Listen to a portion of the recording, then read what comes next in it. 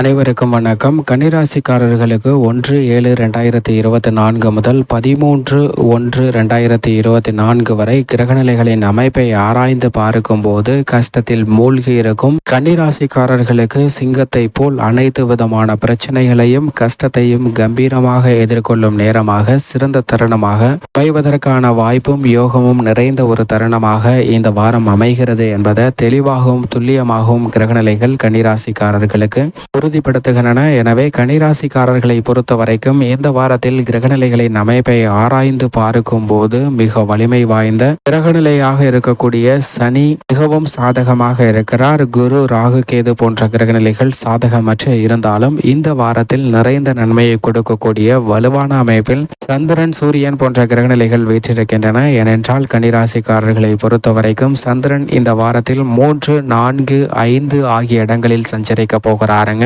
குறிப்பாக 7ஆம் தேதியிலிருந்து 9ஆம் தேதி வரை நீச்சம் பெற்று 3ஆம் இடத்தில் சஞ்சரிக்கக்கூடிய சந்திரன் அதற்கு பிறகு நீச்ச நிவர்த்தி பெற்று 9ஆம் தேதியிலிருந்து 11ஆம் தேதி வரை 4ஆம் இடத்திலும் 11ஆம் தேதிக்கு பிறகு 5ஆம் இடத்திலும் சஞ்சரிக்க போகிறாருங்க. சந்திரனின் அமைப்பு கன்னிராசிக்காரர்களுக்கு அமோகமான முன்னேற்றத்தை படிப்படியாக ஏற்படுத்தி கொடுக்கக்கூடிய ஒரு அமைப்பாக பார்க்கப்படுகிறது. அது மட்டுமல்லாது இந்த தருணத்தில் சந்திரனுடன் இணைந்து செவ்வாய், சூரியன், புதன் போன்ற கிரகநிலைகள் சஞ்சரிக்க போகின்றன. 4ஆம் இடமாகிய சுகஸ்தானத்தில் குரு பகவானின் சுப பார்வை அதீதமாக கிடைக்கிறது. எனவே சந்திரன், செவ்வாய், சூரியன், புதன் போன்ற கிரகநிலைகள் மிகவும் வலுவுள்ளதாக மாற்றப்படுகின்றன. 4ஆம் இடமாகிய அர்த்தாஷ்டகஸ்தானத்தினால் ஏற்படக்கூடிய தோஷங்கள் அனைத்தையும் நிவர்த்தி செய்கிறாருங்க குரு பகவானின் சுப பார்வை. எனவே இந்த தருணத்தில் சந்திரனின் அமைப்பு காரணமாக எந்த காரியத்தை கையில் எடுத்தாலும் அவை அனைத்திலும் காரிய வெற்றி நிறைந்த ஒரு யோகம் நிறைந்த அதிர்ஷ்டம் நிறைந்த தருணமாக நிச்சயமாக கன்னிராசிக்காரர்களுக்கு அமைய போகிறது என்பதை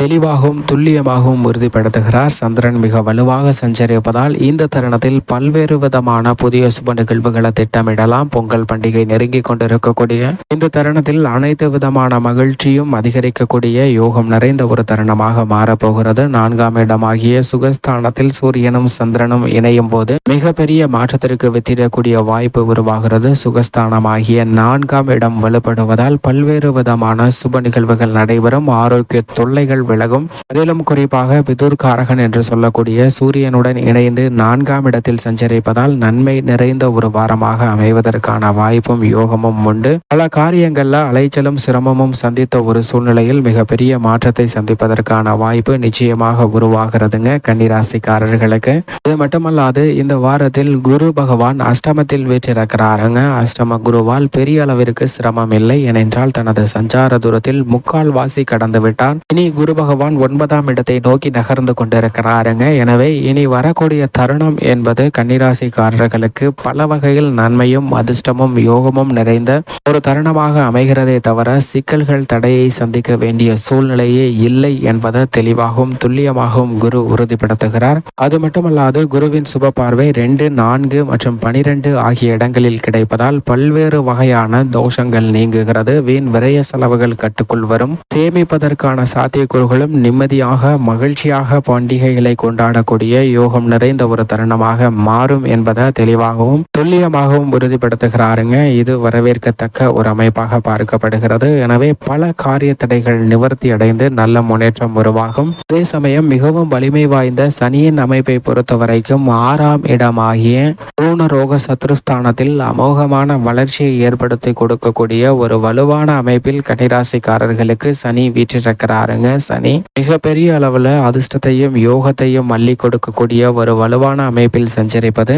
கன்னிராசிக்காரர்களுக்கு பல பொருளாதார ரீதியான சிக்கல்கள், பல கஷ்டங்கள் போன்ற அனைத்துமே விலகும். உத்தியோக ரீதியாக நீங்கள் எதிர்பார்க்கக்கூடிய நன்மைகள் அனைத்தும் நிறைந்து கிடைக்குங்க. ஊதிய உயர்வு, பதவி உயர்வு உள்ளிட்ட பல நன்மைகள் தசாபதிகள் வலுவாக இருப்பின் நிறைந்து கிடைப்பதற்கான வாய்ப்பு உருவாகிறது. பணி நிரந்தரம், புதிய வேலை வாய்ப்பு என அனைத்துமே கன்னிராசிக்காரர்களுக்கு மகிழ்ச்சிகரமான ஒரு தருணமாக அமைய போகிறது. தொழில்துறை, வியாபாரத்துறையில் அபரிவிதமான லாபத்தை பெறுவதற்கான வாய்ப்பை மிகவும் அள்ளி கொடுக்கிறாருங்க சனி பகவான். நிதி நிறுவனங்களின் ஒத்துழைப்பு எளிதில் கிட்டக்கூடிய ஒரு தருணமாக பார்க்கப்படுகிறது. பல பின்னடைவுகளை சந்தித்து வந்த தொழில் வியாபார ரீதியான பணிகளில் சிறந்த வளர்ச்சியும் முன்னேற்றமும் நிறைந்து கிடைக்கக்கூடிய ஒரு இனிமையான தருணமாக கன்னிராசிக்காரர்களுக்கு அமைகிறது என்பதை கிரகநிலைகள் தெளிவாக தெளிவாகவும் துல்லியமாகவும் எடுத்து காட்டுகின்றன. மேலும் இந்த தருணத்தில் ராகு கேதுவின் அமைப்பை பொறுத்த வரைக்கும் மோட்சக்காரகரான கேது ஜென்மத்தில் வெற்றிருப்பது அவ்வளவு சிறப்பான நன்மை கொடுக்கக்கூடிய ஒரு அமைப்பாக பார்க்க முடியாது. ஏனென்றால் எதிர்மறையான சிந்தனையும் எதிர்காலத்தை பற்றிய அச்சமும் அவ்வப்போது மனதில் ஒரு குழப்பத்தை ஏற்படுத்தி கொண்டே இருப்பதற்கான வாய்ப்பு உள்ளது. எதை பற்றியும் சிந்தித்து கொண்டே இருக்கக்கூடிய ஒரு மனநிலையும் இந்த தருணத்தில் அதீதமாக இருக்குங்க. எனவே கேதுவின் அமைப்பு காரணமாக சற்று கவனத்துடன் இருக்க வேண்டும். ஆனால் ராகுவின் அமைப்பு 7ஆம் இடம் ஆகிய சப்தமஸ்தானத்தில் எதிர்பார்ப்புகளை பூர்த்தி செய்யக்கூடிய ஒரு அமைப்பாக பார்க்கப்படுகிறது. ராகுவால் சில நன்மைகள் நிறைந்து கிடைக்கும். ஆனால் அதே சமயம் எதிர்பாலினத்தவரிடம் பழகும் போது அதீத கவனமும் விழிப்புணர்வும் மிக முக்கியமாக தேவைப்படுகிறது என்பதை தெளிவாகவும் துல்லியமாகவும் உறுதிப்படுத்துகிறாருங்க. சில எதிர்பாராத சங்கடங்களை சந்திப்பதற்கான வாய்ப்பு இருக்கிறது. நிச்சயமாக கவனத்துடன் இருக்க வேண்டும். இந்த தருணத்தில் மங்களகரகனாக இருக்கக்கூடிய செவ்வாய் 4ஆம் இடமாகிய சுகஸ்தானத்தில் வீற்றிருக்கிறாருங்க. செவ்வாய் சுகஸ்தானத்தில் வீற்றிருப்பதால் புதிதாக பல சுப நிகழ்வுகளை திட்டமிட்டு நடத்துவதற்கான வாய்ப்பும் யோகமும் நிறைந்து கிடைக்கிறது. புதிதாக நிலம், வீடு, வாகனம் வாங்குவதற்கான அதிர்ஷ்ட யோகமும் உண்டு. ஏனென்றால் குரு பகவானின் சுப பார்வை அதீதமாக கிடைப்பதால் குரு மங்கள யோகமானது நிறைந்த ஒரு வாரமாக பார்க்கப்படுகிறது. அது மட்டுமல்லாது சூரியனுடனும் இணைந்து சஞ்சரிக்கிறாருங்க.